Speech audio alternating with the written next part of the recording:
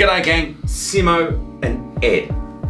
And today we're going to talk about things I wish I knew when I first started my business. Oh yes, deep topic. So you're with Simo and Ed, and this is the Fast Line Track Growth Show, where we talk all things karting and business. So, the things you wish you knew when you first started your business.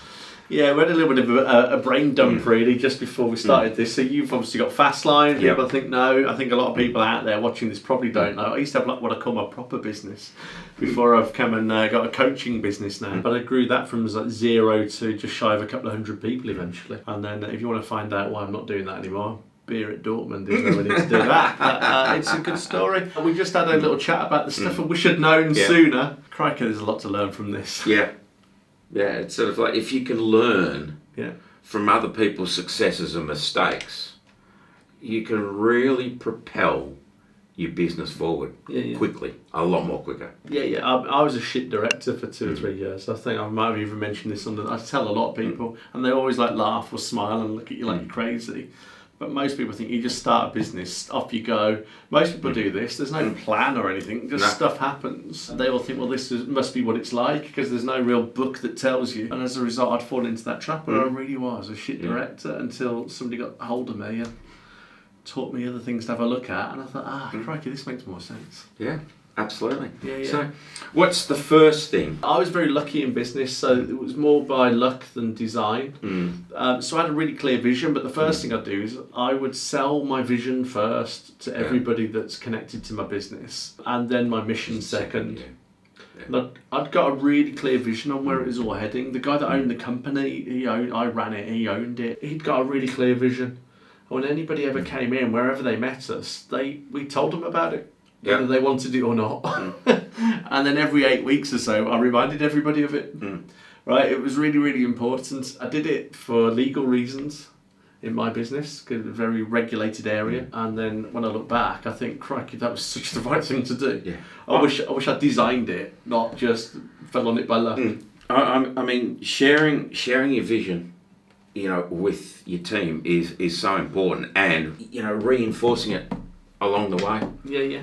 I mean, I found that has helped us a lot. Recently, well, not recently, but the last few years, I've been really focusing on it, and I could share my vision. Yeah. More, But even things like in my company, I had part of the vision or part of the ethos was to be a customer of mine, to be a client, you had to have a face-to-face meeting to be a client. Right, that was one of the key things. And if you couldn't do that, well, first of all, anybody who worked for me had to let me know, had to write to me and tell me I've got a client here and I can't meet face to face. Pretty much, it was rare. There were exceptions, but they were so rare. There was thousands of customers running around in this company, but it was so rare that they'd become a customer. Normally, it was like no, they cannot become a customer until they meet somebody face to face. So not only is it good for the team, it's really good for your customers to know where they stand as well. Yeah. Now, it's not an impolite, you're a customer, but it is like, you can be a customer, but you gotta, these are the rules. There's very few of them, that there's not really a hurdle, but you've got to step over them with us. Second one, making customer service a priority. Yeah, you've got to make customer service a priority. Everybody just thinks, it's easy, you just put your customers first and everything, but I didn't learn this while I was in business. I wish I had. Business proper, as I call it. I really learned how to speak to people after I'd had my business. I think I learnt this one early on. But see, I came from a hospitality background. Yeah, it makes a so big I difference. had service or customer service ingrained into me, and it made sense because I saw a hole in the market there. Yeah. Now it's really gets tough at times.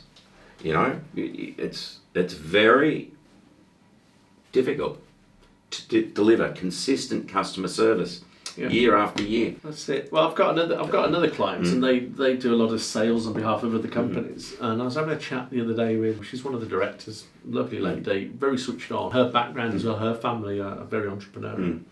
And she said, we're having some problems at the moment getting past the gatekeeper because they're doing sales for other companies. Now, with what they're selling, that should never be a problem. So I was going, well, it can't be, all they've got to do is ring up and say, and I came out with a few lines off the top of my head, but mainly not sales-led, customer service-led. Yeah.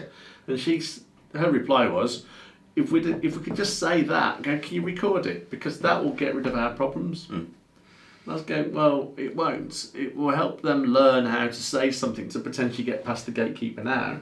When you get a new client along, like, you've got to instill in your team, the customer service elements of sales and make it a service and not a function of what you do.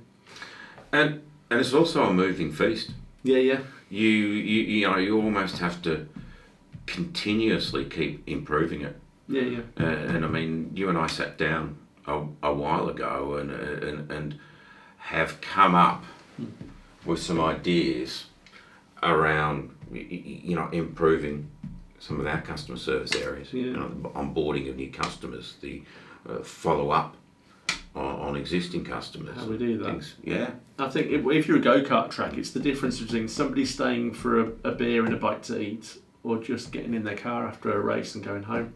Yeah. Customer service, I wish every company would just make it such a priority, and not just lip service towards customers, but actually working out what is the mechanic, what do you actually say to them to make them understand that you really would like them to return and get involved or do more with you. I mean, when I worked in the hospitality arena, I worked at some really flash restaurants. Yeah. And, it was ingrained into you that you can have the best meal ever and have shit customer service and you won't return. That's true. Right? But you could have an average meal and great customer service and you keep coming back for more. That is so true. It's a great analogy, that is. No, absolutely. So, so poor customer service, not only does that mean that the customer may not stay the track for a beer and some food, it may mean the customer may not come back. Well, also it means you're going to have to spend a heck of a lot more on your marketing to get them back. Yeah. So you get that wrong, like, crikey, your costs are now getting out of control. Yeah. So, next, our favourite. Yeah. The weekly email. Write to your customers weekly. Yeah. Regular contact with your customers is just, it's the foundation, it's the bedrock of really great customer service, really great marketing, really sound business practice. Write to them weekly. And builds relationships. Yeah. And everybody, what's the first thing they say though when you tell somebody that? The first thing they always say is, No, I can't write to my customers every week, they'll get annoyed. That's right. Can't write to them every week, they'll get annoyed. Or I can't write to them every week because we're not that interesting. Or I can't write to them every week because I don't know what to say. And then, like, an Aussie and a Brit suddenly turn up and do over a year's worth of videos alongside weekly emails, alongside extra special stuff that we do on the side to go and, like, write to you, our audience. Monthly newsletter, with quarterly special editions like wrapped up in there somewhere. And here we are a couple of years in to all of them, longer with the emails. It's been nearly 5 years with the emails. And all we're doing is just helping you find the right go-kart parts to go and keep the wheels turning on your track. Now, okay, we're a bit more than that. But it's evolved out of the things like the weekly emails, isn't it? And the responses we get and people asking questions about what they want to get more involved or get more feedback on. Or, I wish I'd understood that sooner. I was really bad at this in my own business, but we had such a high referral rate, it was almost hidden. And I wish if I'd got that bit right, it'd have been a very different path. I mean, I've actually done weekly emails for longer than that. However, I did them wrong. Okay. They're all salesy. Salesy. Not really. Buy this helmet. I've got some great go-kart tyres. It's like painful. Not how it works. Yeah, well, unless you're trying to get rid of customers. Depends what your goal is. We haven't asked what your vision is. It's got to be entertaining and engaging. Yeah. So, what's something that brings them closer, not repels them? All right, that's enough from us. So, it's Uru from me. Cheerio from me. And we'll see you next week. Bye now.